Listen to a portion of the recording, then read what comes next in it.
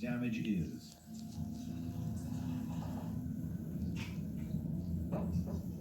This is the isolated mountain community of Kahoku.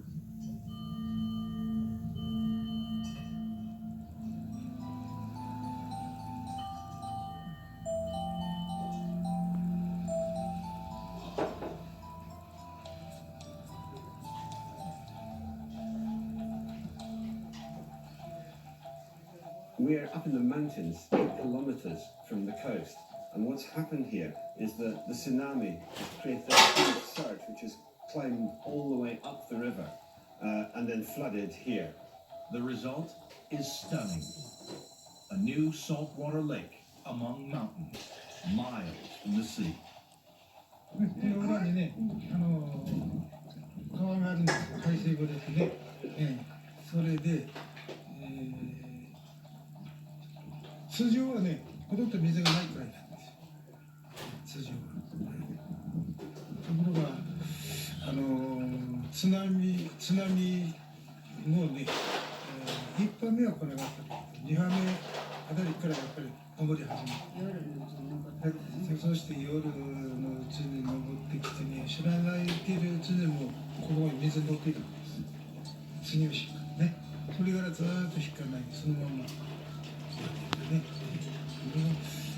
もう私たちも仙台からここへ住んでいるのもうないの。私だけでも70年になった。こういうこと初めて。70年以上だ。初めて。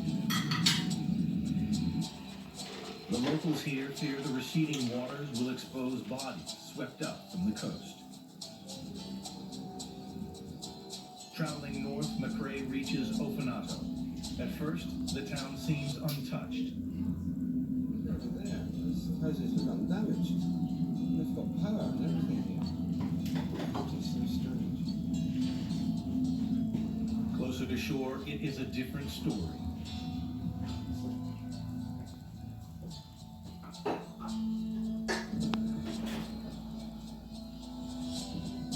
And as if Ofanato didn't have enough problems, scientists reckon that this whole area, this region, has subsided well over a metre. And in the next couple of days, the region's also expecting the highest tides of the year.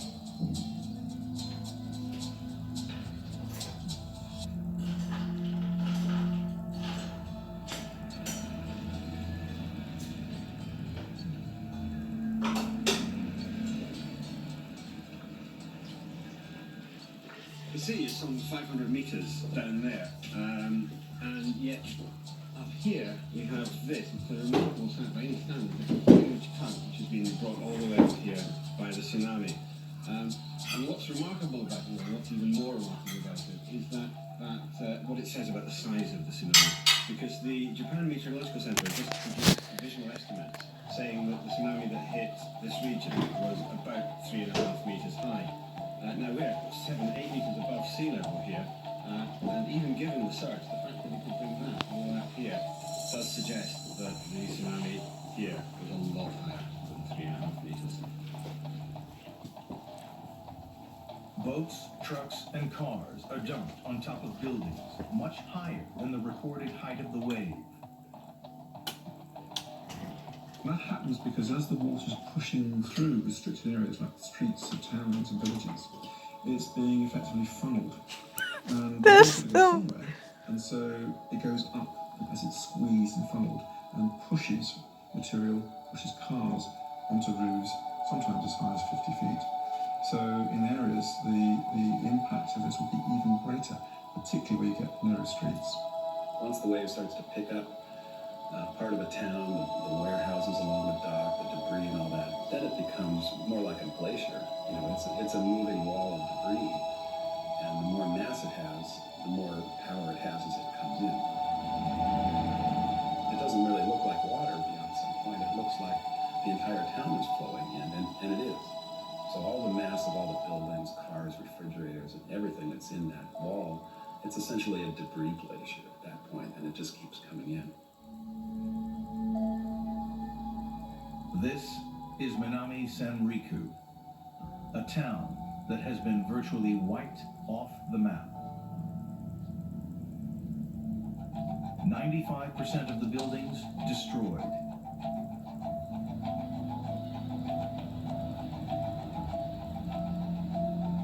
Over 10,000 people, half the population, missing.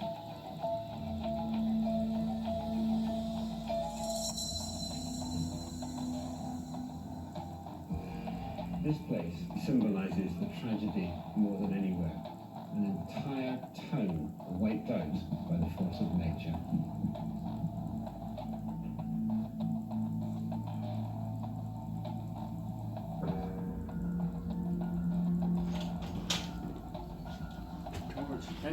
It's almost difficult to imagine one's thoughts as one sees this coming towards you.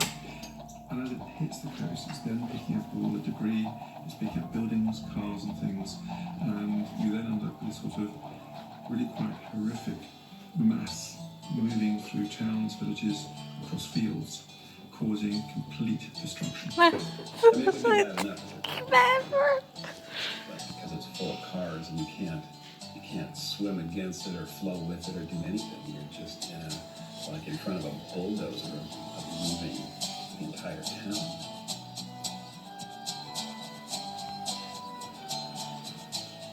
It's funny that when you hear that sound of an ambulance, it kind of actually gives you hope that they might have found somebody alive.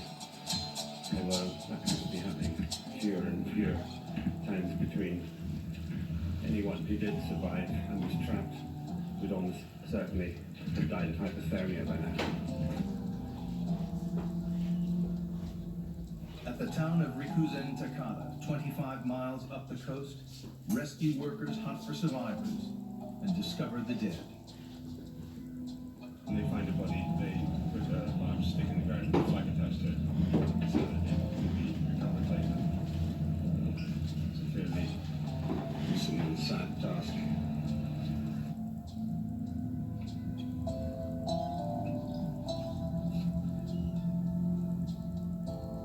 In fact, they're not just collecting bodies, they're also collecting personal mementos as well, which they find like this.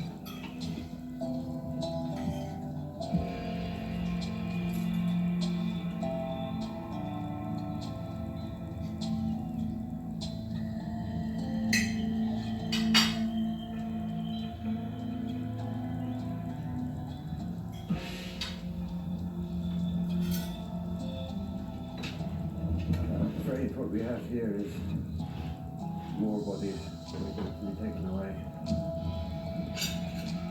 Within days, scientists gather more data from Japan's earthquake and tsunami than from any other disaster in history.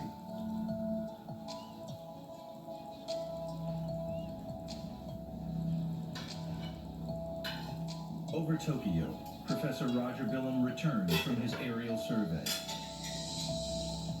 The city's vulnerability is clear.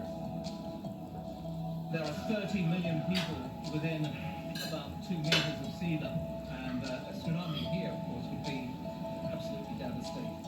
Suddenly, there is a problem. We had a big earthquake just now, so... Really? Yeah. We just learned from the ground that there was an earthquake that damaged the heavy ports. They're checking for damage right now. We don't know how big the earthquake was, but it was obviously a very nearby aftershock. A massive aftershock hits Tokyo, magnitude 6.2.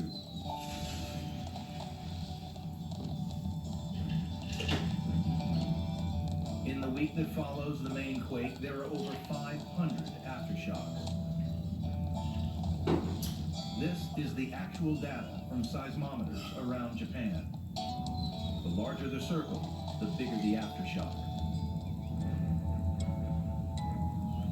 The shaking is now stopped, so I'll just continue holding. Finally, Billum's helicopter receives the all-clear to land. The helipad is damaged. I've noticed that the tarmac here, which should be beautifully dark everywhere, in fact stained white in places. You can see that perhaps sand has come out of this crack. There's another one over there, another one over there. We're very close to the shoreline, and the lurching motion of the ground during the earthquake has caused the subsurface liquefied sands to come belching out on the top. Here there is evidence of liquefaction, the strange phenomenon filmed earlier. And over here is an old mud volcano. Old, it's about 3 days old. You can see how the mud came pouring out of the top there. So look, we're 200 miles from the epicenter here, and here's a crack in the heliport landing area. It continues all the way along here. You can actually see down about 3 feet in places. Splits into two here. This goes over here. You can see an offset in the this trim around the tarmac. As the Earth's crust shatters during the main quake, new stresses spread along the fault. Relieve the pressure in one place, and it builds up somewhere else, triggering aftershocks. What you're seeing here is how those aftershocks happened over a period of about a week after the main shock. And that orange region, delineated by those orange dots, essentially gives you a feeling for the area of the fault along the plate boundary that ruptured in this event. Every aftershock takes its toll on an already frightened population. And every aftershock potentially triggers another one. That main shock was followed by hundreds of magnitude 5s, dozens of magnitude 6 earthquakes, and a handful of magnitude 7s. Once you had a pattern of an earthquake happening, followed by a bigger one, you never know whether it's going to happen again. Unrelenting tremors are just one of the new realities facing the Japanese people. Hundreds of thousands are homeless. In the regional capital of Sendai, the temporary shelters are full.